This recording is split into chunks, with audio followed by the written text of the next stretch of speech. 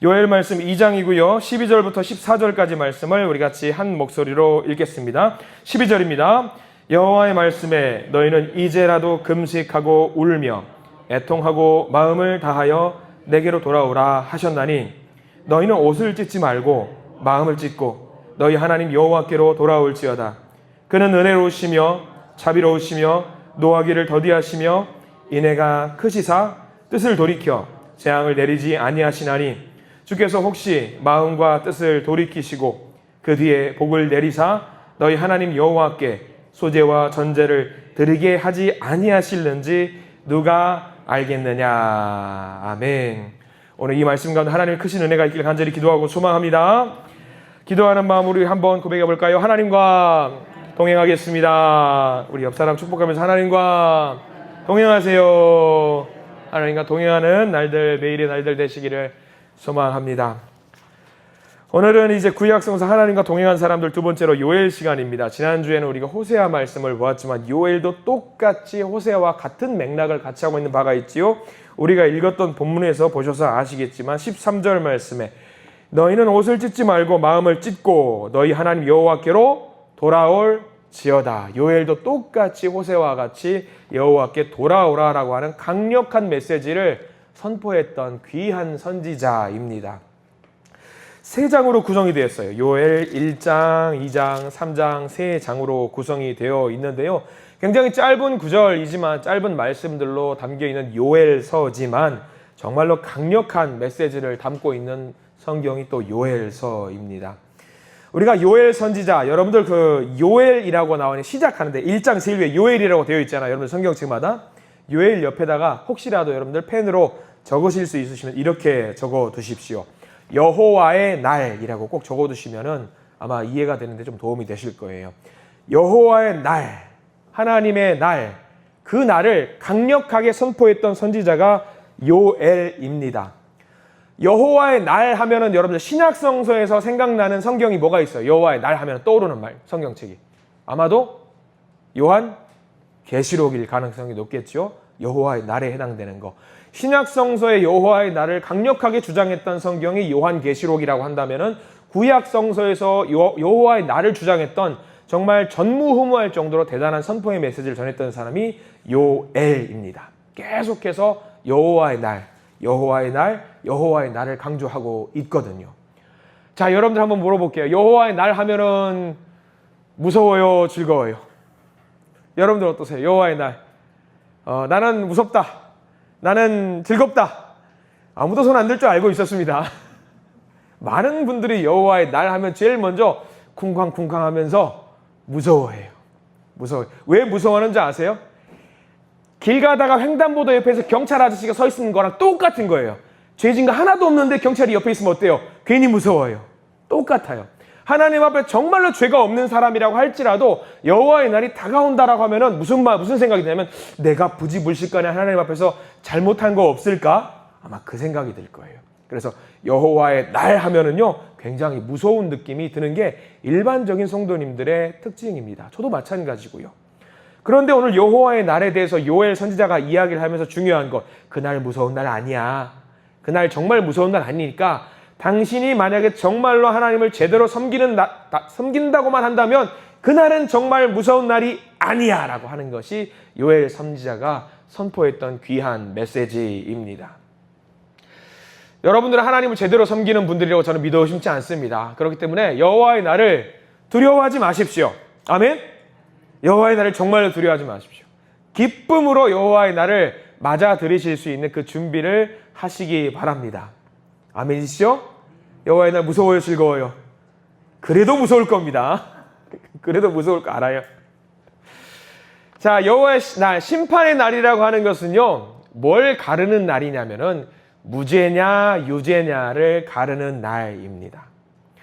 유죄라고 한다면은 그냥 끝나겠죠. 뭐 더 선택의 여지가 없으니까 유죄가 아니어야 됩니다. 유죄가 아니면 뭡니까? 무죄겠죠. 죄가 없는 거겠죠. 그러면 심판의 날은 저와 여러분들에게 무죄가 선포되는 날이기 때문에 무서운 날이 될 수가 없어요. 무죄가 선포되는 날은 어때요? 오히려 더 즐거워야겠죠. 축제의 날이 되어야 됩니다. 그러니까 우리가 온전히 하나님을 잘 믿어보시고 그 날을 기다리시기를 소망합니다. 여러분들 하나님 만나고 싶으시잖아요. 우리 하나님 정말 만나고 싶어 하잖아요. 정말 만나고 싶어 하는 이유, 보고 싶으니까, 사랑하니까, 애정하니까, 너무 좋으니까. 그러면 그날이 유죄의 날이에요, 무죄의 날이에요? 100% 무죄의 날이에요. 여러분 죄가 없는 거예요. 그래서 우리가 오늘 보게 되는 요엘 선지자는요, 우리에게 그 여호와의 날을 학수고대하면서 기다리면서 하나님을 맞아들일 준비를 해라 라고 하고 있는 겁니다. 기대감에 차서. 이 요엘서가 귀한 것은요, 단순하게 심판의 말씀만을 주고 있는 것이 아니에요. 희망과 비전에 대한 이야기도 이 짧은 석장에 들어가 있어요. 그래서 굉장히 귀한 성경책입니다. 몇 개만 우선 한번 찾아볼까요? 여러분들 요엘서 말씀을 한번 찾아볼게요. 요엘서 2장 28절, 29절 이 말씀 한번 보실래요? 여러분들이 너무나도 암송하시는 구절일 겁니다. 밑줄 다 그으셔도 돼요. 28절, 29절 건너뛰어서 32절 세 절 말씀을 한번 읽어보겠습니다. 시작. 그 후에 내가 내 영을 만민에게 부어주리니 너희 자녀들이 장래의 일을 말할 것이며 너희 늙은이는 꿈을 꾸며 너희 젊은이는 이상을 볼 것이며 그때에 내가 또 내 영을 남종과 여종에게 부어줄 것이며 32절이요. 누구든지 여호와의 이름을 부르는 자는 구원을 얻으리니 이는 나 여호와의 말대로 시온산과 예루살렘에서 피할 자가 있을 것이며 남은 자 중에 나 여호와의 부름을 받을 자가 있을 것임이니라. 아멘. 이 말씀대로 여호와의 부르심을 받게 되는 저와 여러분들 되시기를 축원합니다. 정말 귀한 말씀이에요. 이 말씀으로 노래를 만들었잖아요. 어떤 노래죠? 제목은 마지막 날에. 마지막 날에 내가 나의 영으로 모든 백성에게 부어주리라. 자녀들은 예언할 것이요 청년들은 환상을 보고 아비들은 꿈을 꾸리라. 주의 영이 임하면 그 다음 성령이여 그렇게 계속 나오잖아요.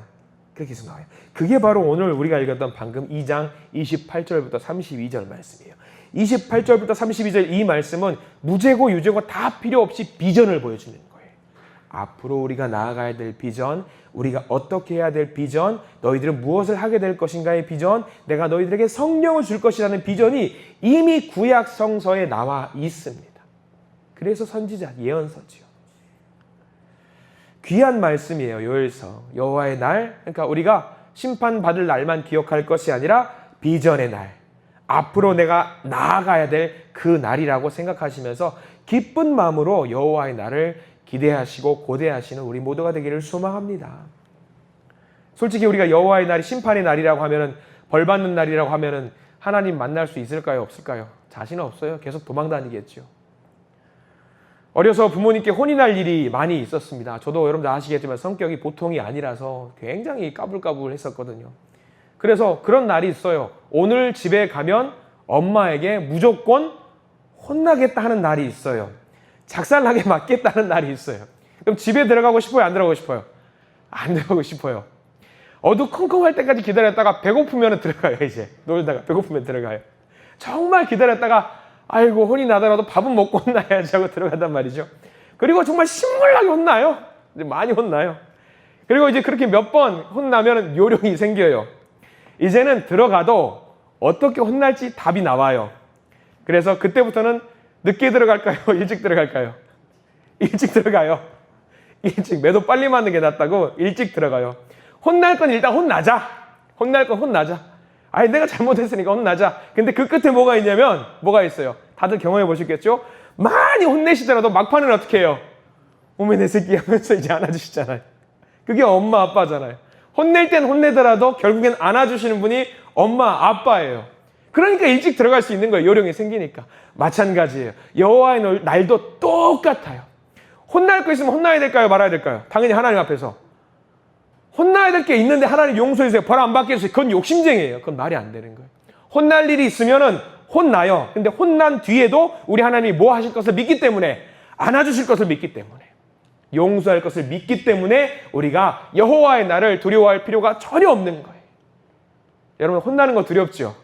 근데 혼나는 거 혼날 건 혼나야 돼요. 그건 사실이에요. 다윗 보세요. 잘못 다 하고 하나님이 결국에서는 회개하니까 나단 선지자 앞에서 내가 잘못했습니다 하니까 하나님이 뭐라고 하셔요? 용서해 주겠노라. 용서해 주겠다. 근데 네가 잘못한 것에 대한 벌은 받아라. 그거 아시죠?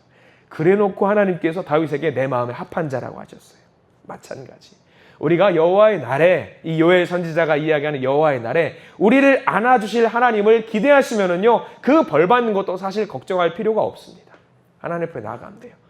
혼나면 좀 어떻습니까? 혼날 일 있으면 벌 받아야죠. 그리고 회개하면 됩니다. 우리가 지난주에는 호세아 선지자를 봤잖아요. 호세아 성경의 저자가 누군지 아세요, 여러분들? 예, 호세아예요. 어렵게 생각하지 마세요. 그러면 오늘 요엘입니다. 요엘 저자는 누굴까요? 누굴 것 같아? 요엘이에요. 어렵게 생각하지 마세요. 요엘입니다. 우리가 1장 1절 한번 볼게요. 요엘에서 1장 1절. 요엘에 대한 설명은 딱 한 절 나옵니다. 이 사람이 어떤 사람인가? 요엘이라는 사람 1장 1절에 나오는데 한번 같이 읽어볼게요. 1절 시작. 부두엘의 아들 요엘에게 임한 여호와의 말씀이니라. 이거 말고는 요엘을 설명하는 내용이 전혀 없습니다. 근데 우리가 알 수 있는 배경적인 지식이 너무나도 많이 있어요. 먼저 그의 이름을 한번 보실까요? 여러분들 메모해도 좋아요. 선지자들은요, 이름 그냥 짓지 않습니다. 의미가 있어요. 요엘의 의미는 구원자라는 말입니다. 구원자라는 말이에요. 예수님도 지졌어요. 예수라는 이름도 구원자라는 말 뜻이 어원이 같아요. 어원이 같은 사람이 굉장히 많이 있어요. 엘리야 선지자도 구원자고요. 호세아도 구원자예요. 구원자라는 이름이 어원이 같은 사람들이 많이 있어요. 이름 자체가 의미가 있지요. 여호와는 하나님이시다. 여호와는 구원자시다. 이게 핵심이거든요. 요엘의 이름이 핵심이에요. 왜? 지난번에 호세아 선지자 할 때 우리가 말씀을 드렸죠. 호세아 선지자는 공인이었어요. 그때 당시에 그 나라의 선지자였기 때문에 어디를 가든지 무엇을 하든지 사람들이 다 쳐다봐요. 심지어 그 사람이 하는 행동이라든가 손가락을 까딱까딱한 행동이라든가 숟가락을 들든지 젓가락을 드는지 그거 모든 것이 다 의미가 있다고 생각을 하기 때문에 호세아를 계속 쳐다보는 거예요. 요엘도 마찬가지. 요엘의 이름 자체 하나만으로도 하나님이 선포하시려고 하는 메시지가 담겨 있습니다. 여호와는 하나님이시다. 여호와는 구원자시다. 이 이름을 갖고 있었다라는 것은 뭘 말하느냐?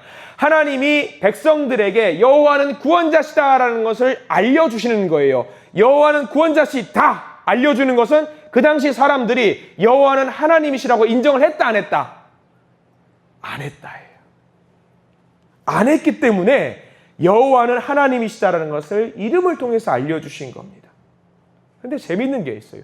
이스라엘 백성들이 여호와가 하나님이신 것을 몰랐을까요? 신정국가입니다.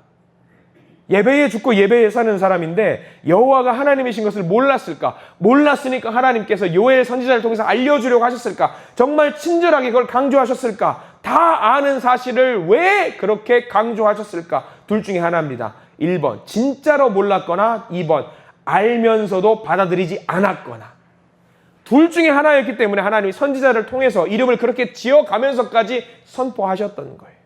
그때 당시 요엘이 활동했던 시대는요, 우상들이 득세했던 시대였습니다. 우상이 만연했기 때문에 요엘과 같은 선지자는요, 더 목소리를 낼 수밖에 없었어요. 우리가 믿고 의지하고 따라갈 분은 하나님 한 분이다. 여호와는 구원자시다. 여호와는 하나님이시다. 이거를 선포할 수밖에 없었어요. 다른 사람들이 안 받아들이기 때문에. 근데 이 말씀이 요엘이 선포하는 말씀, 그때 당시 선포하는 말씀이긴 하지만 이 말씀이 우리에게 주시는 말씀인 거 여러분들 아시겠습니까? 우리에게 꼭 필요한 말씀이래요. 여호와는 하나님이시다. 알죠? 우리 다 알아요. 이스라엘 백성들이 알았던 것처럼 우리도 여호와 하나님이 정말로 우리의 참 하나님인 것을 알아요. 모르시는 분 한 분도 안 계실 겁니다. 근데 이스라엘 백성들은요, 알면서도 우상을 그렇게나 열심히 찾아요. 우리도 마찬가지죠. 하나님이 나의 하나님이고 나의 구원자신 것을 알면서도 우리가 기도하지 않고 세상 권세와 명예와 돈을 찾을 때가 있어요. 사람을 찾을 때가 더 많다라는 거지요. 그러니까 이 요엘의 메시지가 그때 당시 2000년 전의 이야기가 아니에요. 지금 우리에게 주시는 말씀 같다라는 거죠. 이 말씀을 하고 나니까 여러분들 눈을 보니까 아니에요 목사님 저는 늘 하나님 찾았어요 라고 하시는 것 같은데 여러분들 뒤져보면 다 나와요. 여호와는 하나님이시다. 이게 정말 귀중한 메시지입니다. 지난주에 봤던 호세아 선지자가 북쪽에 있는 남유다가 있고 북이스라엘이 있잖아요. 북쪽에 있는 북이스라엘을 향해서 선포했던 호세아 선지자였다라고 한다면 오늘 요엘 선지자는 반대로 남쪽에 있는 유다에서 복음을 전했던, 말씀을 전했던 선지자입니다. 요엘 선지자가 사용했던 단어들을 보면 우리가 알 수 있어요. 몇 개만 좀 볼까요? 2장 보세요. 2장. 요엘 2장 1절 한번 읽어볼게요. 여기 2장 1절을 보시면은요, 남유다에서 활동하던 사람이구나라는 것을 대번에 알 수 있는 말씀이 좀 나와요. 여러분들 한번 찾아보세요. 몇 개가 있거든요. 2장 1절 시작. 시온에서 나팔을 불며 나의 거룩한 산에서 경고의 소리를 질러 이 땅 주민들로 다 떨게 할지니 이는 여호와의 날이 이르게 됨이니라. 이제 임박하였으니. 두 개가 나와요.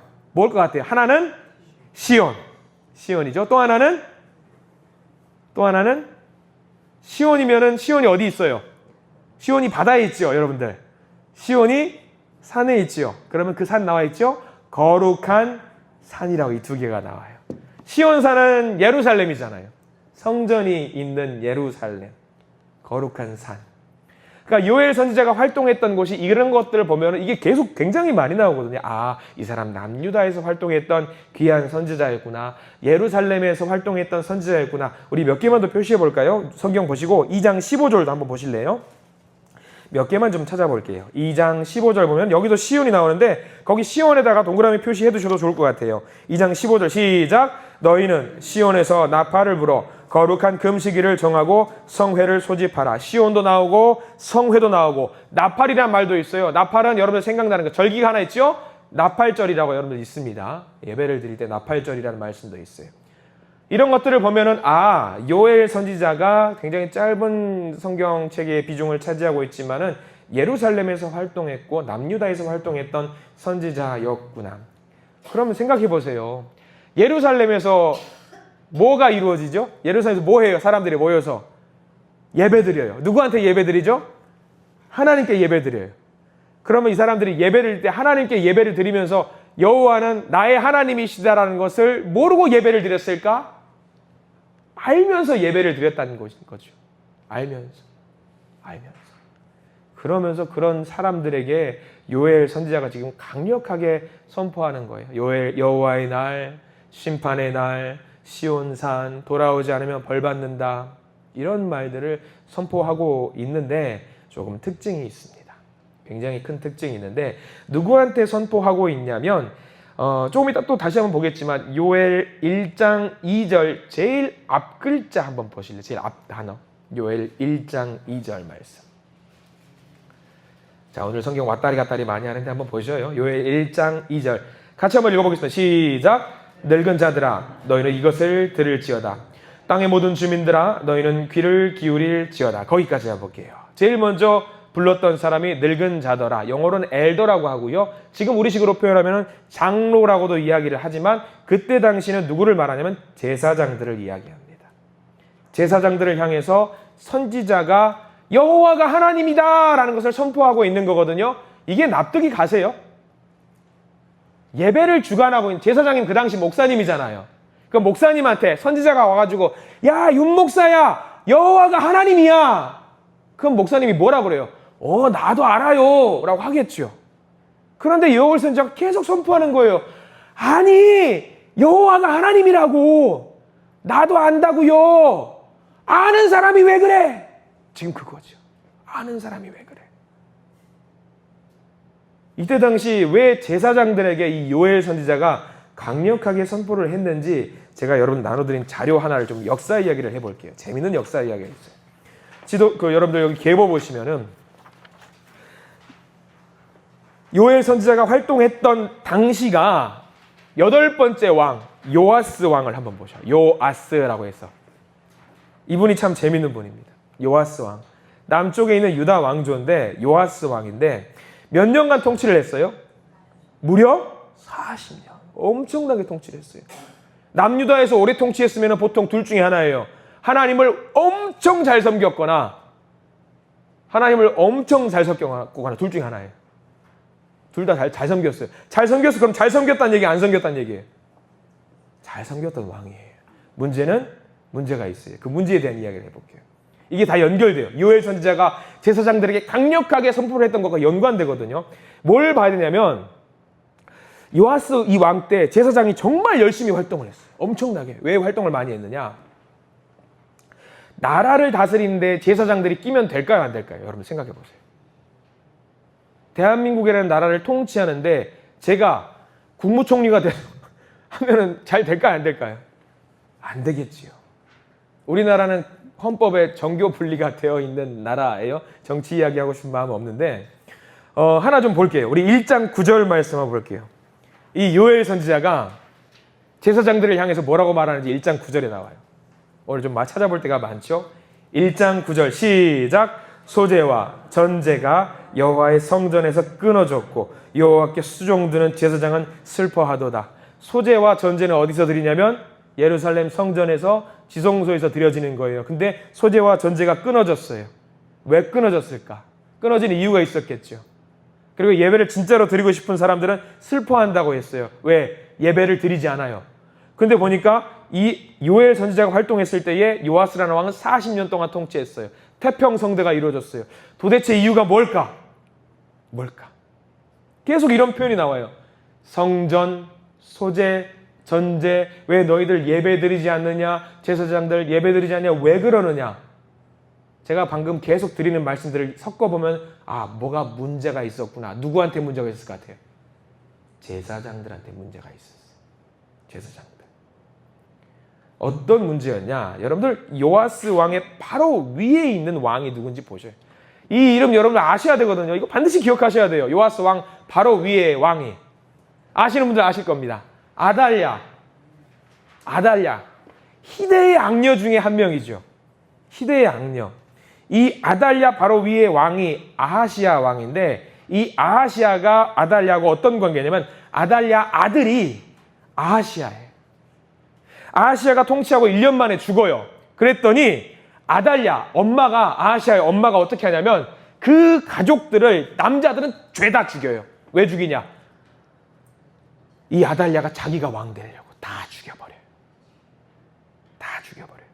다 죽이는데 한 명이 살아남죠. 왕족은 다 죽는데 한 명이 살아나는 그게 누구냐면 이 요아스라는 한 살배기 갓난쟁이가 살아남아요. 누가 살려주냐면 고모가 살려줘요. 고모가 살려주는데 고모가 이 요아스를 살려가지고 어디로 데리고 갈까요? 성전으로 데리고 가세요. 그리고 성전에서 몇 년 동안 거기서 숨바꼭질 숨어 사냐면 무려 6년 동안 숨어 살아요. 이 역사 이야기를 우리가 알면 재밌는 거죠. 자, 6년 동안 숨겨 있다가 7년째 7살 되던 해에 이 요아스가 다시 성전 밖으로 나와요. 나오면서 고모부였던 대제사장이 있거든요. 이 대제사장 이 사람을 여기 제가 성경책 나왔네. 제가 적어드렸네요. 한참 적다 보니까 있네요. 여기 보면 제가 열왕기하 11장 2절 넣어드렸거든요. 여기 그 내용이에요.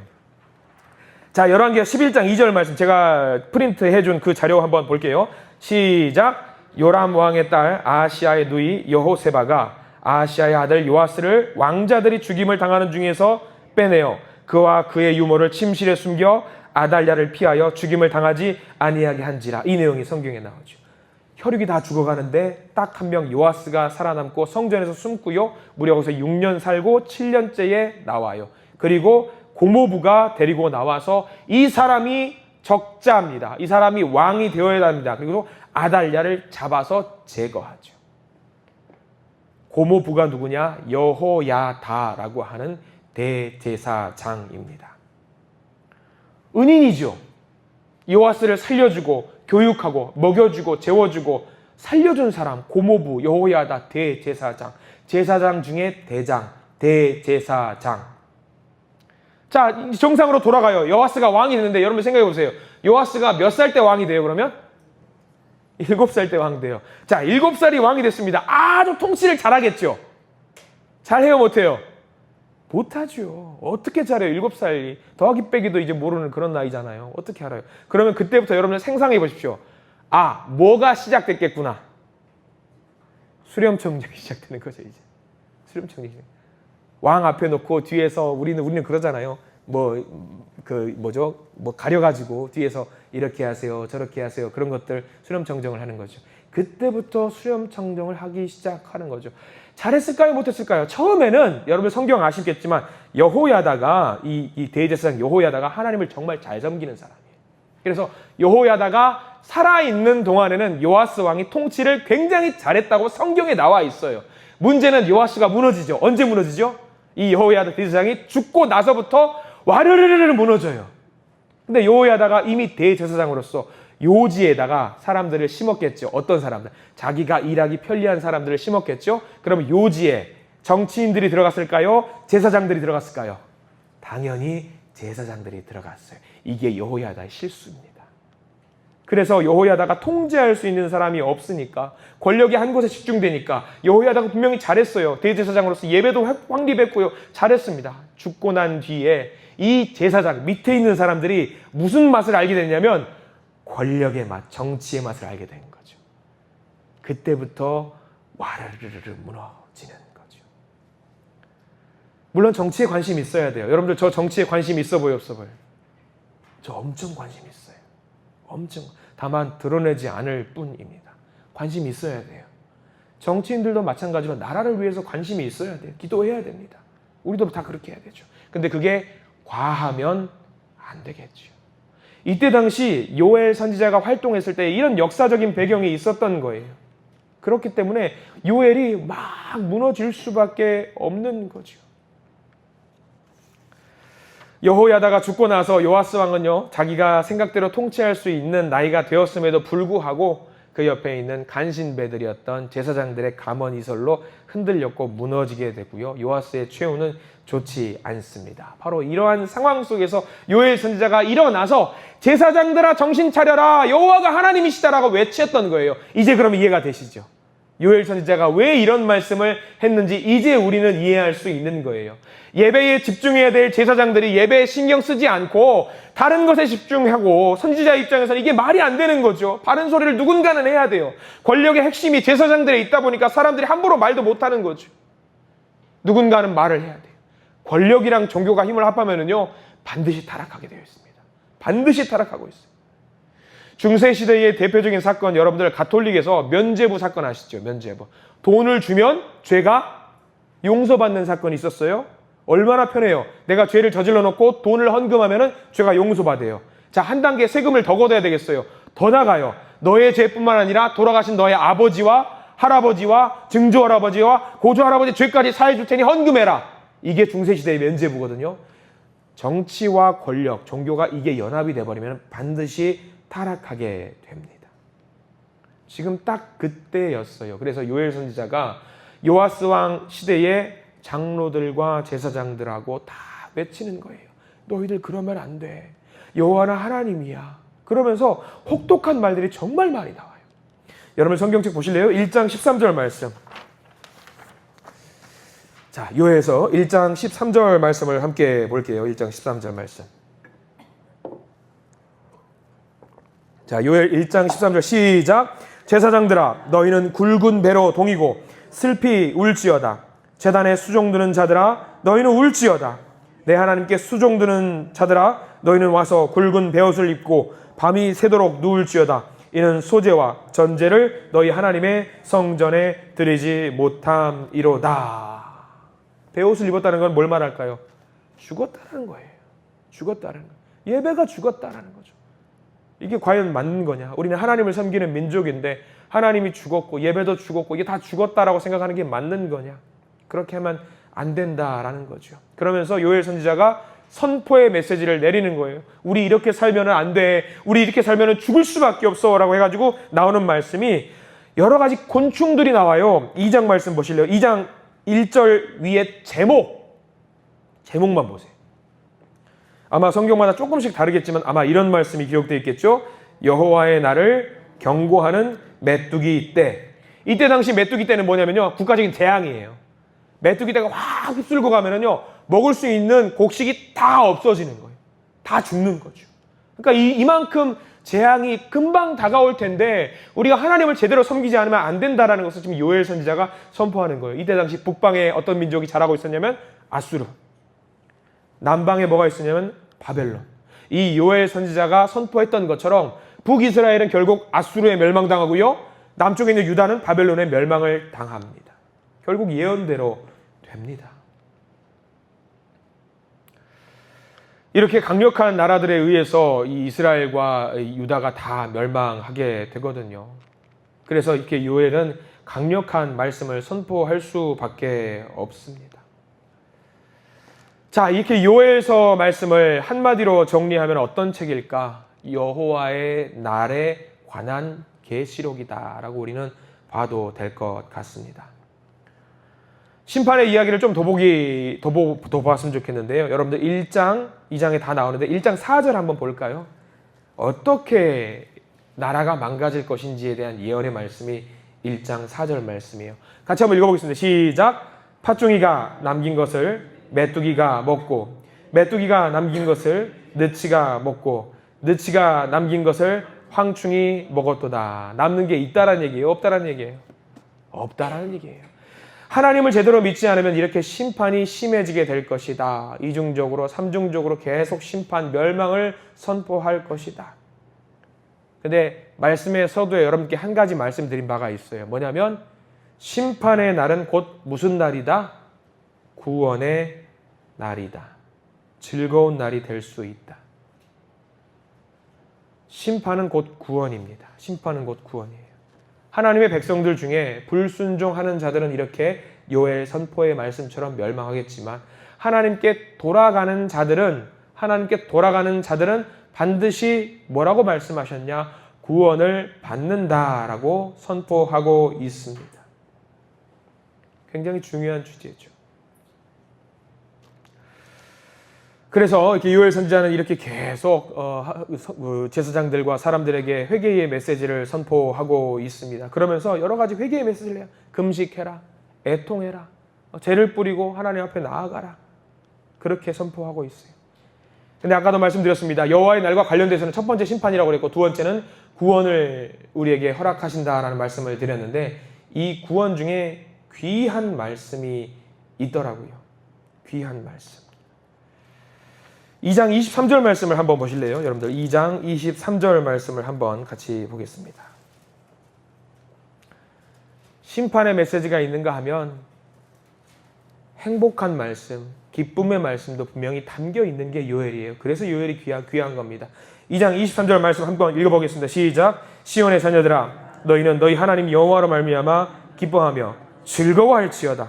그가 너희를 위하여 비를 내리시되 이른 비를 너희에게 적당하게 주시리니 이른 비와 늦은 비가 예전과 같을 것이라. 여기 다 밑줄 그으셔도 될 것 같아요.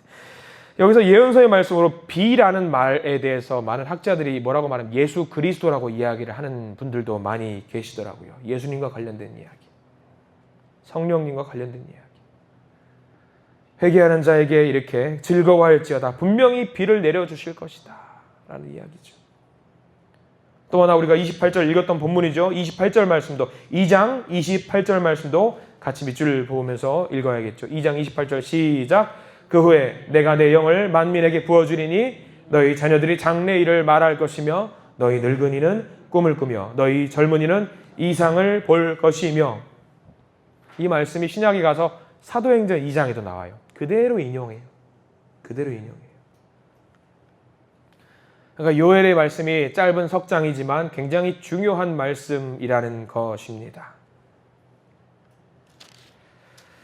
우리가 잘 기억했으면 좋겠어요. 여호와의 날에 대한 계시록, 묵시적인 성격이 있는 말씀. 그러나 이 말씀, 요엘이 선포했던 이 말씀은 비전을 담고 있는 말씀. 우리가 나아가야 될 그 길에 대한 말씀. 그리고 이 요엘의 말씀을 나중에 요한 계시록에서도 그대로 인용이 돼요. 사도 요한이 이 요엘서의 말씀을 그대로 가지고 와서도 인용을 하는 말씀입니다. 우리가 이 말씀을 좀 잘 기억했으면 좋겠습니다. 심판의 메시지만 기억할 것이 아니라 벌받을 것만 기억할 것이 아니라 벌받은 이후에 우리를 안아주시는 그 비전을 허락하시는 하나님의 말씀으로 우리가 이 말씀을 이 시간 간절히 받아먹기를 소망합니다. 이 목적, 요엘서에게 주어진 목적, 정리하자면 이런 거겠지요. 모든 것이 겁주시려고 하는 것이 아니라, 우리에게 두려움을 심어주시려고 하시는 것이 아니라 분명히 심판이 있을 텐데 그 심판의 날을 통해서 하나님께 돌아오기를 바란다. 이 말씀이 요엘 말씀의 핵심입니다. 특별히 제사장들과 종교 지도자들에게 했던 말씀, 그리고 우리들에게 했던 말씀, 여호와는 하나님이시다. 여호와는 구원자시다. 우리도 알아요. 근데 그것을 모르니까 선포했던 요엘 선지자의 귀한 말씀, 이 말씀을 우리가 오늘 요엘이라는 사람을 만나보면서 잘 기억하시기를 소망합니다. 이 요엘의 말씀이 이 여호와의 날이 기쁨의 날이 되기를 간절히 소망하는 마음을 갖고 그 날을 기대하면서, 기쁨으로 기대하면서 살아가시는 우리 모든 믿음의 성도들 되시기를 간절히 축원합니다. 기도하겠습니다. 하나님 감사합니다. 귀한 말씀을 주시고 주님의 말씀을 듣고 여호와의 날을 깨닫고 준비할 수 있는 마음을 주시니 감사를 드립니다. 요엘의 말씀을 통해서 돌아오라고 하시는 하나님의 음성에 우리가 집중할 수 있도록 주님 인도하여 주시옵소서. 우리를 위해서 역사하시는 하나님의 노력과 수고가 정말 크다라는 것을 알고 우리도 열심히 주님을 따라가는, 주님 때로는 우리가 아프고 어려울 때가 있지만 그 일 너머에서 우리를 안아주시려고 하는 하나님의 큰 뜻이 있음을 깨닫고 하나님만 바라보면서 앞으로 전진할 수 있는 우리 모든 믿음의 성도들이 될 수 있도록 주님 저희들 인도하여 주시옵소서. 예수 그리스도의 이름으로 간절히 기도드립니다. 아멘.